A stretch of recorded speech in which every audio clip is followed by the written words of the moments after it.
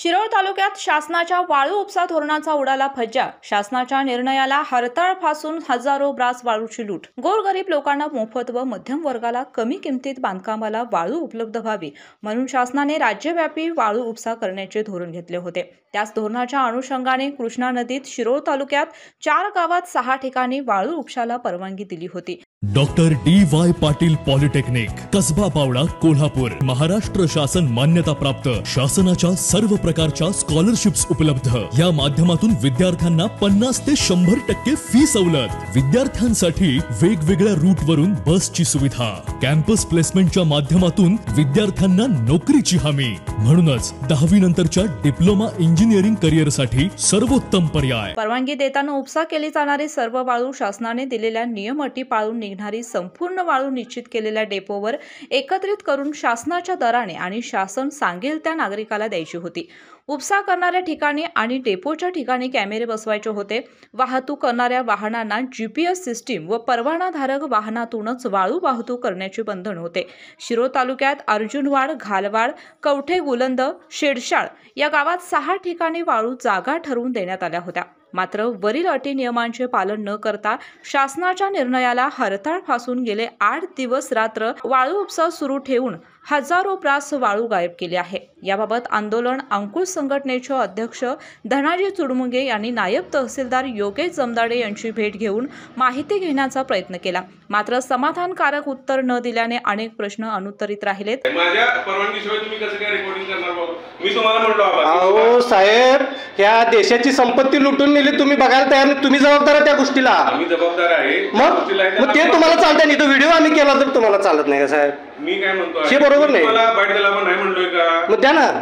मला माझ्या वरिष्ठांनी परवानगी घ्यावी लागेल। काय परवानगीची विषय? माननीय तहसीलदार इथं बघा, आता संबंधित ऐका साहेब, स्वतः तर तिने काय करणार नाही तहसीलदार साहेब। आम्हाला सांगू दे, आदेश होते म्हणून ते नाही बाईटचं ना। मी काय म्हणतोय, आता तुम्ही जागेचा ताबा दिला नाही तरी वाळू काढल्या आणि हे तुम्हाला न माहिती होतं, आता साहेब तुमच्याकडेच विचारणार ना, ह्यांनाच विचारणार आहे। आम्ही खालच्याला विचारणार, मग तुम्ही बोला ना, त्यांनी कशाला पाहिजे बोलायला? नाही साहेबांची परवानगी असल्याशिवाय मी आवाज बाईट देणार नाही आणि तुम्ही प्लीज रेकॉर्डिंग करू नका। 15,000 रुपयाला एक ट्रक, 1000 ट्रकचे किती पैसे झालं बघा? 5 लाख रुपये तुमच्याकडे भरलेत की नाही त्या लोकांनी?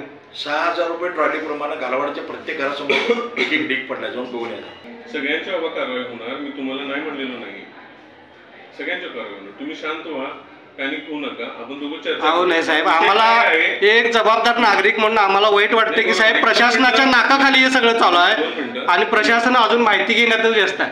अजून तुम्ही म्हणते साहेबांना विचारतो। यावेळी धनाजी चुडमुंगे म्हणाले, राज्यातील आपल्या सरकारनं गरिबांना जी घरकुल बांधायला लागले त्यांना मोफत वाळू मिळावी आणि मध्यमवर्गीयांना अगदी अल्प किमतीमध्ये वाळू बांधकामासाठी उपलब्ध व्हावी म्हणून वाळू उपशाचं जे नवीन धोरण आखलेलं होतं त्या धोरणानुसार शिरोळ तालुक्यामध्ये अर्जुनवाड, घालवाड, कवठेगुलंद आणि शेडशाळमध्ये अशा 4 गावामध्ये 6 ठिकाणी वाळू उपशासाठी परवानगी दिलेली होती। राज्य शासनाचं धोरण असं होतं की ठेकेदारामार्फत त्यांनी वाळू उपसा करायचा आणि शासनानं नेमून दिलेल्या डेपोवरती वाळू एकत्र करायचे आणि शासनाकडे जे नोंद आहेत मागणीधारक त्यांना ती शासनानं ती वाळू 700 ते 750 रुपये टन म्हणजे जवळपास 2,500 ते 3,000 रुपये टनानं ती वाळू उपलब्ध करून द्यायची बांधकामासाठी, असं हे धोरण होतं।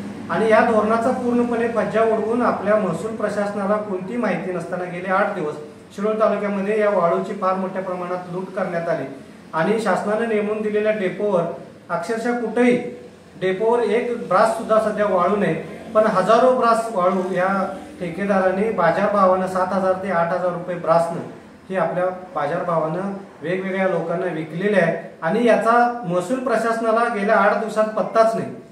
अशा पद्धतीने जर या महसूल प्रशासनाच्या नाकावर टिचून जर ठेकेदार परस्पर वाळूची विक्री करत असतील तर या प्रशासनाचं किती गांभीर्याने या गोष्टीकडे लक्ष आहे, शासनाच्या धोरणाकडे लक्ष आहे याची आपल्याला या प्रकरणावरून खात्री ठरते। आज आम्ही याचा जाब तहसीलदारांना विचारल्यानंतर, तिथल्या नायब तहसीलदारांना विचारल्यानंतर त्यांनी आम्हाला ही वाळू काढलेली याची माहितीच नाही अशा पद्धतीची उडवाउडवी केली आणि त्यांना प्रत्यक्ष या सगळ्या गोष्टीची जाऊन दाखवल्यानंतर त्यांनी मग ही सगळी वाळू उपसा बंद केलेला आहे आणि शासनाच्या धोरणाचा अक्षरशः या शिरोळ तालुक्यामध्ये या लोकांनी संगनमताने फज्जा उडवलेला आहे। गरिबांना तर वाळू मोफत मिळालेलीच नाही, मध्यमवर्गीयांना स्वस्त मिळालेली नाही, पण बाजारभावानं ही सगळी वाळू विकून ठेकेदारच फार मोठे गब्बर झालेले ह्या 8 दिवसात आपण सगळ्यांनी अनुभवलेले आहेत। आजपासून हे वाळू उपसा बंद केलेला आहे आणि रात्रीच्या अंधारामध्ये पुन्हा वाळू उपसा करू नये अशा पद्धतीच्या सूचना आम्ही या प्रशासनाला केलेल्या आहेत आणि याची तक्रार सुद्धा करून आम्ही या सगळ्या प्रकरणाची चौकशी करावी अशी आम्ही आज शिरोळ तालुक्यातल्या तहसीलदारांच्याकडे मागणी सुद्धा केली. अशाच नवनवीन अपडेट पाहण्यासाठी आमच्या KK न्यूज चॅनेलला सबस्क्राईब करा.